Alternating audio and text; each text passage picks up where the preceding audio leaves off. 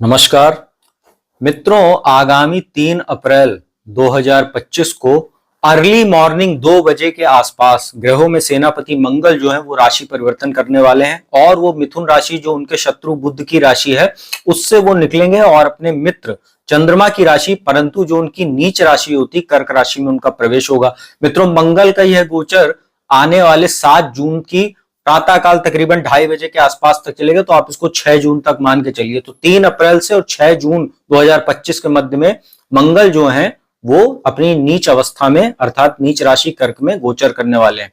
मित्रों, आज इस वीडियो में मैं आपको शुरुआत की जो 6 राशियां हैं, मेष राशि, वृषभ राशि, मिथुन राशि, कर्क, सिंह एवं कन्या राशि पर मंगल के इस राशि परिवर्तन का क्या प्रभाव पड़ेगा उसकी संपूर्ण और विस्तार से जानकारी दूंगा। साथ ही अंत में उपाय भी बताऊंगा मंगल को बेहतर करने के। तो वीडियो को अंत तक देखिएगा, स्किप मत कीजिएगा, क्योंकि स्किप करने से जानकारी अधूरी रह जाती, फिर आपको ही बाद में समस्या होती है बातों को समझने में।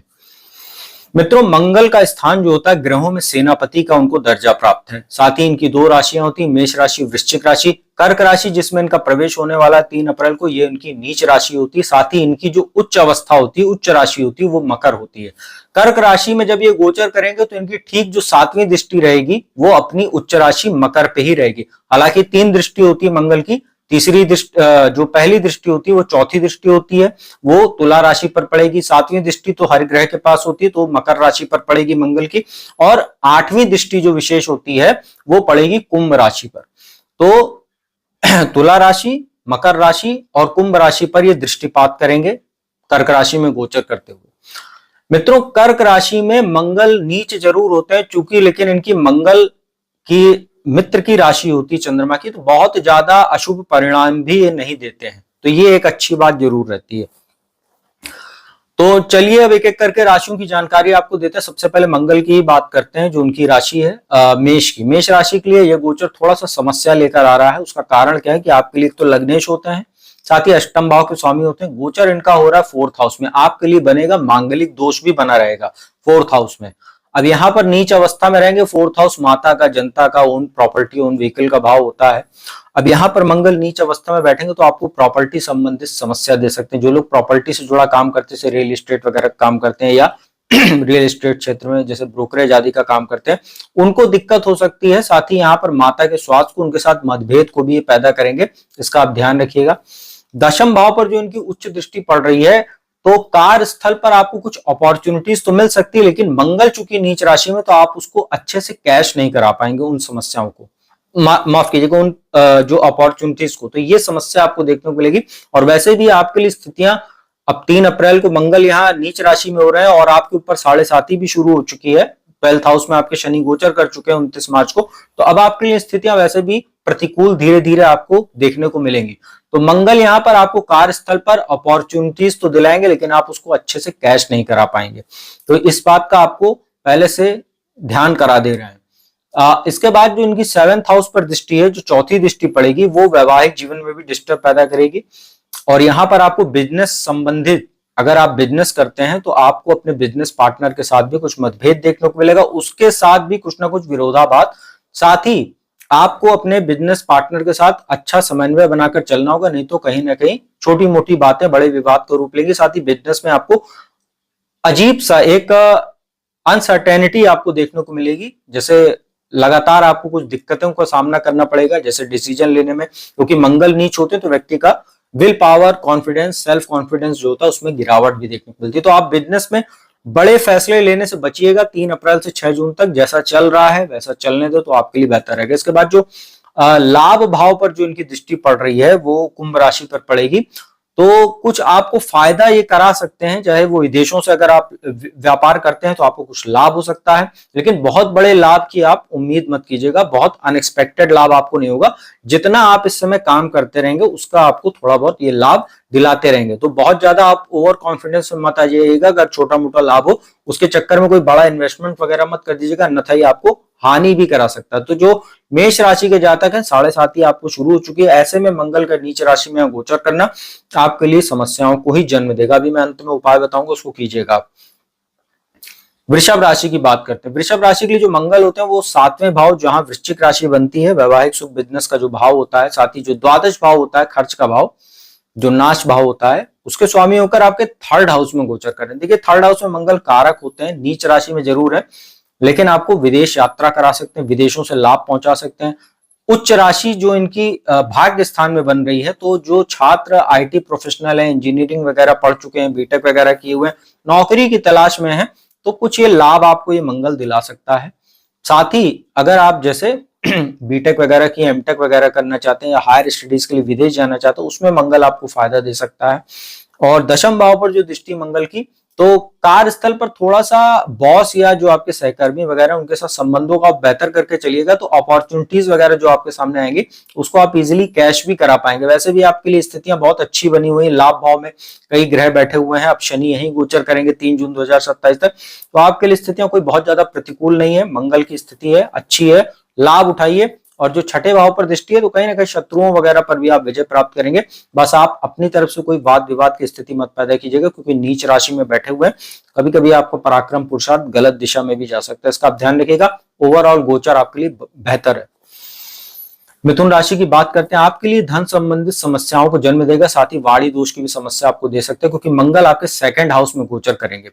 और एक चीज अच्छी है कि लाभेश होते हैं और धन भाव में बैठे, तो धन आपके पास आएगा, लेकिन मिसमैनेजमेंट की वजह से, आपकी गलतियों की वजह से आप सेविंग नहीं कर पाएंगे, जैसे अननेसेसरी खर्चा कर सकते हैं, फैमिली में कोई हेल्थ इश्यू हो गया किसी का, या आपका ही हेल्थ इश्यू हो सकता है, आपके कहीं ना कहीं आंखों में कुछ समस्या हो सकती है। अष्टम भाव पर मंगल की दृष्टि रहेगी, उच्च राशि, तो कहीं ना कहीं आपके सर्जरी वगैरह अगर कोई पेंडिंग थी वो भी इस गोचर के दौरान हो सकती है।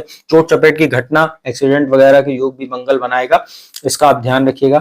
सेकंड हाउस में बैठे वाणी दोष की भी आपको समस्या रहेगी, ओवर कॉन्फिडेंस, ओवर स्मार्टनेस के शिकार होंगे, जिससे आप अपनी ही मानहानि वगैरह करा लेंगे। परिवार में भी कुछ मंगल मतभेद या अलगाव जैसी स्थिति इनहेरिटेंस वगैरह को लेकर करवा सकता है। पंचम भाव पर दृष्टि रहेगी, तो कहीं ना कहीं थोड़ा बहुत बुद्धि भी आपकी भ्रमित रहेगी, बहुत अच्छे डिसीजन आप इस गोचर के दौरान नहीं ले पाएंगे। लेकिन यहाँ पर अच्छी बात क्या है कि नीच राशि में बैठे जरूर, लेकिन इनकी दृष्टि भाग्य स्थान पर भी पड़ेगी, 8वीं दृष्टि, तो भाग्य से आपको धन की प्राप्ति होती रहेगी। बस आपके ऊपर ये डिपेंड करता है कि आप उसको किस तरीके से खर्चा करते हैं। अगर आपके पास बजट नहीं है पहले से, या आप अननेसेसरी खर्चे बहुत करते हैं, तो आपको इस गोचर के दौरान सेविंग की समस्या हो सकती है, बस यही आपको दिक्कत देखने को मिलेगी। कर्क राशि की बात करते हैं, कर्क राशि वालों के लिए थोड़ा सा बेहतर समय आ रहा है, क्योंकि अभी तक द्वादश में गोचर करे, तो आपके पास काफी तरह की समस्याएं आ रही थी, खर्च बढ़ा हुआ था, सेविंग नहीं हो पा रही थी, शत्रु परेशान कर रहे थे, कहीं ना कहीं आपका आत्मविश्वास डगमगाया हुआ था, वैवाहिक जीवन में भी समस्या थी ज्यादा। तो लग्न में आ रहे हैं, आपके राशि के स्वामी के मित्र हैं, चंद्रमा के मित्र हैं मंगल, नीच राशि में जरूर रहेंगे, लेकिन यहाँ पर अगर देखा जाए तो मंगल आपके लिए केंद्र त्रिकोण के स्वामी भी होकर लग्न में बैठे हुए हैं, क्योंकि पंचम भाव के स्वामी होते हैं त्रिकोण के, और दशम भाव कर्मेश होते हैं। लग्न में नीच के जरूर हो रहे हैं, लेकिन कहीं ना कहीं आपको मान सम्मान दिलाएंगे। पिछले दिनों जो कार्य व्यापार में समस्या आ रही थी, उसमें ये अब बेटरमेंट आपको देने का काम करेंगे, बेटर करेंगे स्थितियों को। वैवाहिक जीवन तो नहीं आपका अच्छा रहेगा, क्योंकि मांगलिक दोष लग्न में बना हुआ है और उच्च दृष्टि यहाँ सप्तम भाव पर है, तो पति पत्नी में कुछ अलगाव या मानसिक जो है कुछ समस्याएं और आपसी कलह वगैरह, छोटी छोटी बातें बड़े विवाद का रूप लेना, ये सब स्थितियां आपको देखने को मिलेंगी। लेकिन बिजनेस में आपको फायदे दिलेंगे। अगर आप स्पोर्ट्स इक्विपमेंट्स का काम करते हैं, फायर इक्विपमेंट्स का काम करते हैं, या अगर आप विदेश संबंधी कोई भी काम करते हैं, तो आपके लिए फायदेमंद साबित हो सकता है मंगल का एक गोचर। और फोर्थ हाउस पर जो दृष्टि है, तो कुछ प्रॉपर्टी आदि का भी लाभ ये करा सकते हैं आपको। और अष्टम भाव पर जो दृष्टि है, तो ये थोड़ा सा आपके लिए मानसिक तनाव को बढ़ाने वाला रहेगा, दुर्घटना आदि के योग भी बना सकता है। और लग्न में मंगल बैठे हुए हैं, नीच राशि में जरूर है, लेकिन फिर भी आपको जैसे चिड़चिड़ापन, क्रोध वगैरह आना छोटी छोटी बातों पर, इन सब चीजों से आपको दो चार होना पड़ सकता है। तो आप थोड़ा सा अपना टेम्परामेंट डाउन करके चलिएगा, सोच समझकर सामने वाले से बात कीजिएगा, नहीं तो वाद विवाद की स्थिति भी ये मंगल लग्न में बैठकर पैदा करा देगा। और कहीं ना कहीं अहंकारी भी बनाता है मंगल लग्न में, तो इसका आप ध्यान रखिएगा। इसके बाद बात करते हैं सिंह राशि की। आपके लिए मंगल का गोचर अच्छा नहीं कह सकते हैं, उसका कारण है कि द्वादश भाव में गोचर हो रहा है, खर्च में बढ़ोतरी, शत्रुओं में वृद्धि, शत्रु आपको परेशान करेंगे, अननेसेसरी यात्राओं से आपको बचना चाहिए, अन्यथा आपको स्वास्थ्य भी प्रभावित होगा, धन भी आपका लॉस होगा। विदेश जाना चाह रहे हैं किसी काम के लिए, उसके लिए जरूर कुछ फायदा हो सकता है, क्योंकि तीसरे भाव पर भी दृष्टि है, तो विदेश जा सकते हैं, चाहे काम के लिए चाहे शिक्षा के लिए, तो आपके लिए बेटर रहेगा। छठे भाव पर दृष्टि मामा ननिहाल पक्ष से भी संबंधों को प्रभावित करेगा। कोई कर्जा वगैरह अगर आपने पिछले दिनों ले रखा था तो उसको चुकाने में समस्या आपको कर सकता है और आपको किसी को उधार देने से बचना चाहिए। साथ ही द्वादश में मंगल बैठे हुए हैं और सप्तम भाव पर भी अष्टम दृष्टि रहेगी। वैवाहिक जीवन में जबरदस्त डिस्टर्ब रहेगा क्योंकि द्वादश में बैठे मंगल प्रबल मांगलिक दोष भी बना रहे हैं। तो वैवाहिक जीवन में समस्या, बिजनेस में फ्लक्चुएशन देने का ये काम करेंगे और आपको शनि की ढैया भी शुरू हो चुकी है 29 मार्च को, तो इसका आप बहुत ध्यान रखिएगा। अब जब 3 अप्रैल को मंगल द्वादश में जा रहे हैं तो 3 अप्रैल से 6 जून तक का जो समय बहुत ही चुनौतीपूर्ण आपके लिए रहने वाला है, इसका आप विशेष ध्यान करके चलिएगा। अंतिम राशि कन्या की बात करते हैं। कन्या राशि वालों के लिए मंगल कहीं से योग कारक तो नहीं होते, लेकिन इनका गोचर कहाँ हो रहा है, वो हो रहा है लाभ भाव में। नीच राशि में जरूर रहेंगे लेकिन ये आपको विदेशों से लाभ करा सकते हैं। जो लोग पुलिस, सैन्यकर्मी, आईएएस, आईपीएस जैसे क्षेत्रों से जुड़े हुए उनको कुछ फायदा हो सकता है, पद प्रतिष्ठा प्रमोशन में वृद्धि हो सकती है। जिनका संतान उत्पत्ति के समय चल रहा है कन्या राशि की महिलाओं का, उनका मिसकैरेज वगैरह होने की संभावना, साथ ही संतान उत्पत्ति में मेडिकल कॉम्प्लिकेशन वगैरह करा सकता है मंगल, क्योंकि उच्च दृष्टि पंचम भाव पर बन रही है। अगर आप किसी लव रिलेशनशिप में है तो कई बार आपका अपने जो पार्टनर के साथ है किसी बात को लेकर वाद विवाद भी हो सकते हैं, क्योंकि इस समय थोड़ा बहुत गुस्सा आपका बढ़ा रहेगा, इसका आप ध्यान रखिएगा। दूसरे भाव पर दृष्टि है तो आपको कहीं ना कहीं धन आपके पास अच्छी मात्रा में आता रहेगा, चाहे वो ससुराल पक्ष से हो अगर आप विवाहित हैं, चाहे इनहेरिटेंस वगैरह का भी लाभ आपको हो सकता है। वाणी के माध्यम से भी आप धन कमा सकते हैं। अगर आप वकालत आदि का काम करते हैं तो आपके लिए फायदेमंद हो सकता है समय। थोड़ा अपनी आंखों का और सेहत का ध्यान रखिएगा क्योंकि छठे भाव पर दृष्टि है, पाचन आपका प्रभावित हो सकता है। मिर्ची मसालेदार भोजन से आप दूर रहिए, नहीं तो आपके बॉडी में एसिड की मात्रा बढ़ सकती है, तो आपके लिए समस्यादायी हो सकता है। बाकी आपको कहीं ना कहीं पुराने कर्जा वगैरह चुकाने में भी मंगल मदद कर सकता है और अचानक धन लाभ आपको करा सकता है, ये अच्छी बात है। अगर कोई प्रॉपर्टी वगैरह आप सेल करना चाह रहे हैं, पिछले दिनों डील नहीं मिल रही थी, उसका आप फायदा और लाभ अब ले सकते हैं। आपको अच्छी डील और अच्छा मार्केट वैल्यू आपको मिल सकती है उसकी। तो कन्या राशि वालों के लिए अगर देखा जाए तो मंगल कारक ना होकर भी लाभ भाव में बहुत अच्छा आपके लिए फल देंगे। इसके बाद 6 जून तक आप इसका लाभ उठाइए। 6 जून के बाद जब द्वादश में जाएंगे वहां से आपके लिए सिंह राशि में जब बैठेंगे तब आपके लिए जबरदस्त समस्याओं को ये पैदा करने का काम करेंगे, तो तब तक आप थोड़ा राहत महसूस कर सकते हैं। तो मित्रों, यह तो शुरुआत की 6 राशियां, मेष, वृषभ, मिथुन, कर्क, सिंह एवं कन्या राशि पर मंगल के राशि परिवर्तन का 3 अप्रैल से 6 जून तक क्या प्रभाव पड़ेगा।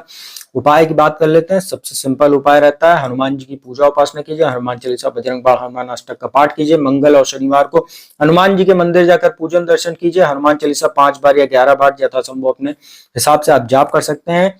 घर में उनकी मूर्ति हनुमान जी के चित्र के समक्ष चमेली के तेल का दीपक जलाकर उनको प्रसाद के रूप में बेसन का लड्डू अर्पित कीजिए, तो आप लोगों के लिए बहुत अच्छा रहेगा। तो मित्रों, यह था शुरुआत की 6 राशियों पर मंगल के राशि परिवर्तन का क्या प्रभाव पड़ेगा। बाकी की जो राशियां उसकी जानकारी मैं आपको अगले पार्ट में दूंगा, तो तब तक आप वीडियो को, अगर आपने चैनल को फॉलो नहीं किया हुआ है, सब्सक्राइब नहीं किया, तो आप सब्सक्राइब और फॉलो कर सकते हैं। तो मित्रों, वीडियो आपको अच्छी लगी तो उसको लाइक, कमेंट, शेयर कीजिएगा। जिसको कुंडली विश्लेषण कराना है, नंबर डिस्क्रिप्शन पे स्क्रीन पर उपलब्ध रहता है, उस पर संपर्क कीजिए, अपॉइंटमेंट लीजिए, कुंडली विश्लेषण का लाभ देश दुनिया के कोने से प्राप्त कीजिए। तो अब मैं अपने वाणी को विराम देता हूँ। अगली वीडियो आपको लेकर जल्दी हाजिर होऊंगा, इसका पार्ट 2। तब तक के लिए ओम नमः शिवाय।